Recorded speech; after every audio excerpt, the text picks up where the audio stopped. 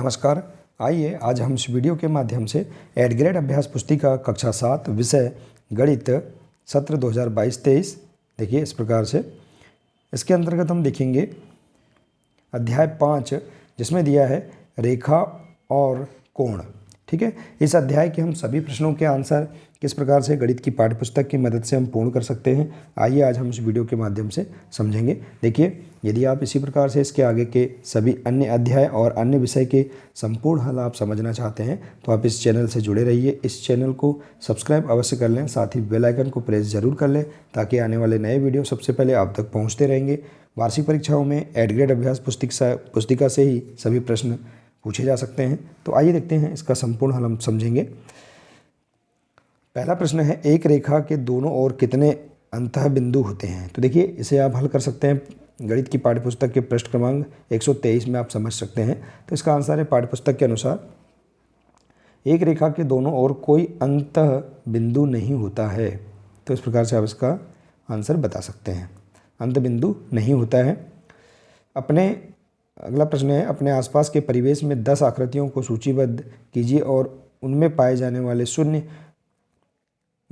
वाले न्यून कोण, अधिक कोण एवं सम कोणों की पहचान कीजिए। तो इसका आंसर आप देख सकते हैं पृष्ठ क्रमांक 105 से गणित की पाठ्यपुस्तक से। तो आंसर है, हमारे आसपास के परिवेश में 10 आकृतियां निम्न हैं जो न्यून कोण, अधिक कोण और समकोण बनाती हैं।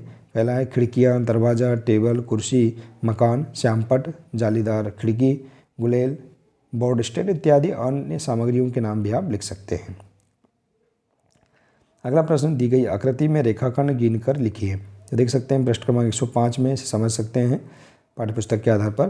देखिए, हम आकृतियों के नाम दे देते हैं, पहली आकृति, दूसरी आकृति, तीसरी आकृति और चौथी। अब इनमें हम रेखाखंड गिनेंगे। तो पहली आकृति में रेखाखंड है 20, आप देखेंगे 20 रेखाखंड यहाँ पर दिए गए हैं, आप गिन सकते हैं। दूसरी आकृति में 8 रेखाखंड है। तीसरी आकृति में 4 रेखाखंड है, देखिए 1 2 3 4। और चौथी आकृति में रेखाखंड है 12, आप इसे गिन सकते हैं, 12 आपको रेखाखंड यहाँ मिल जाएंगे। तो इस प्रकार से आप इनके आंसर बता सकते हैं। अगला प्रश्न है, एक कोण 45 अंश से बड़ा है, क्या इसका पूरा कोण 45 अंश से बड़ा है अथवा 45 अंश के बराबर है अथवा 45 अंश से छोटा है। तो देखिए, इसका आंसर आप देख सकते हैं पृष्ठ क्रमांक 114 से। देखिए, इसका आंसर है पाठ्यपुस्तक के अनुसार, क्योंकि एक कोण और उसके पूरक कोण का योग 90 अंश होता है। प्रश्नानुसार दिया हुआ एक कोण 45 अंश से बड़ा है, अतः इसका पूरक कोण 45 अंश से छोटा होगा। देखिए, यहाँ प्रश्नानुसार दिया हुआ एक कोण 45 अंश से बड़ा है, अतः इसका एक पूरक कोण 45 अंश से छोटा होगा, क्योंकि एक कोण और उसके पूरक कोण का योग क्या होता है, 90 अंश होता है। इसके बाद है अगला प्रश्न, एक ऐसा कोण ज्ञात कीजिए जो अपने समपूरक कोण के समान है। तो पृष्ठ क्रमांक 114 से आप देख सकते हैं, माना अभिष्ट कोण हम x मान लेते हैं, x अंश है। तो प्रश्न अनुसार समपूरक कोण बराबर x अंश। अब जबकि एक कोण और समपूरक कोण का योग कितना होता है, 180 अंश होता है। तो देखेंगे हम x धन x अंश बराबर 180 अंश, तो 2x अंश धन 100 बराबर 180 अंश। तो x बराबर क्या हो जाएगा, पक्षांतर पे 180 अंश बटे 2।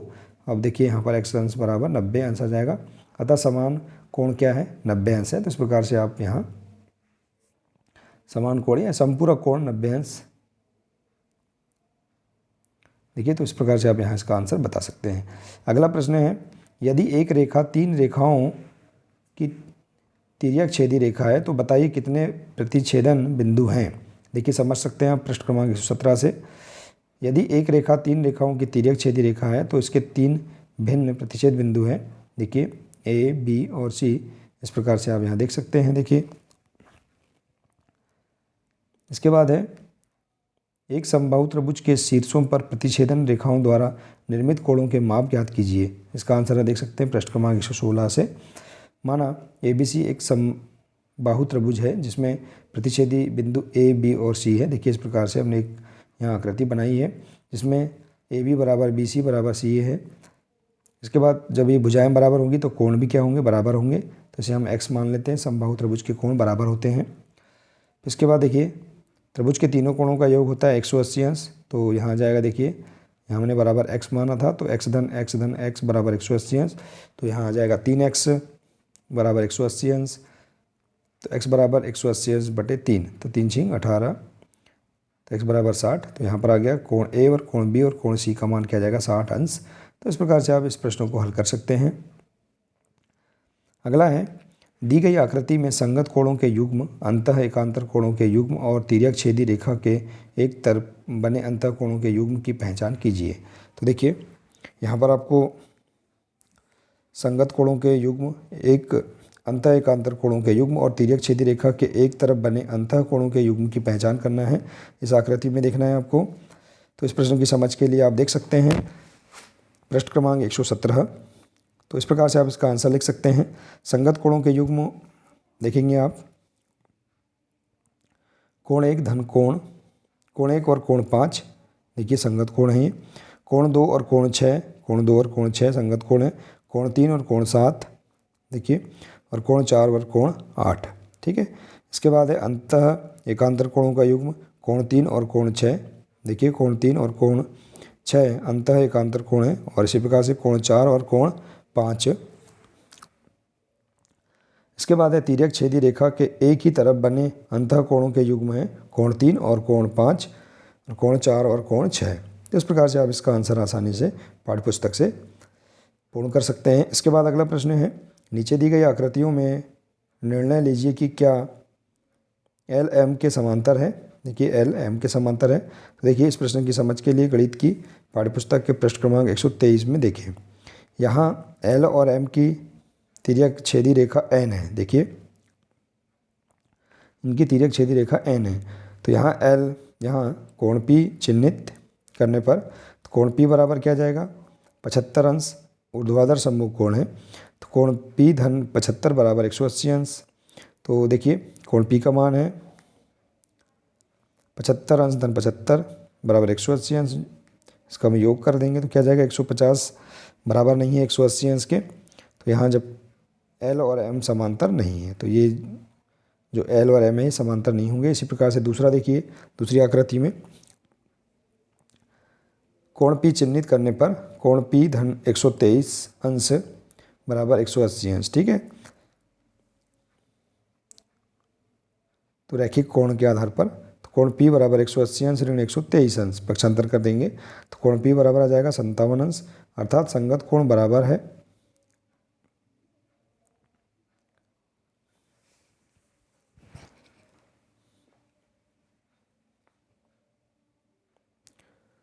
इसलिए एल और एम क्या है समांतर है। तो इस प्रकार से आप यहाँ पर इसका आंसर आसानी से बता सकते हैं। इसके बाद देखिए अगला प्रश्न है, यदि P और Q है, P समांतर है Q के, तो निम्न आकृति में x का मान ज्ञात कीजिए। देखिए यहाँ पर आकृति में L और M दिया है, P और Q नहीं दिया, तो हम यहाँ सुधार कर सकते हैं, L और M इसे मान लेंगे। तो देखिए इसमें ये समांतर है, तो देखिए इनका जो कोण है x का मान ज्ञात करना है। तो यहाँ x का यहाँ देखिए इसमें मान दिया है 100 डिग्री 100 अंश। तो देखिए समांतर जो कोण है, ये जब रेखाएं समांतर होती हैं तो इनके कोण भी क्या होंगे बराबर होंगे। तो L समांतर M की स्थिति में क्या आ जाएगा x बराबर 100 अंश। तो संगत कोण क्या होते हैं बराबर होते हैं, इसलिए इस प्रकार से आप यहाँ पर कोणों के मान भी ज्ञात कर सकते हैं। तो देखिए इस प्रकार से हम यहाँ पर बहुत ही सरल तरीके से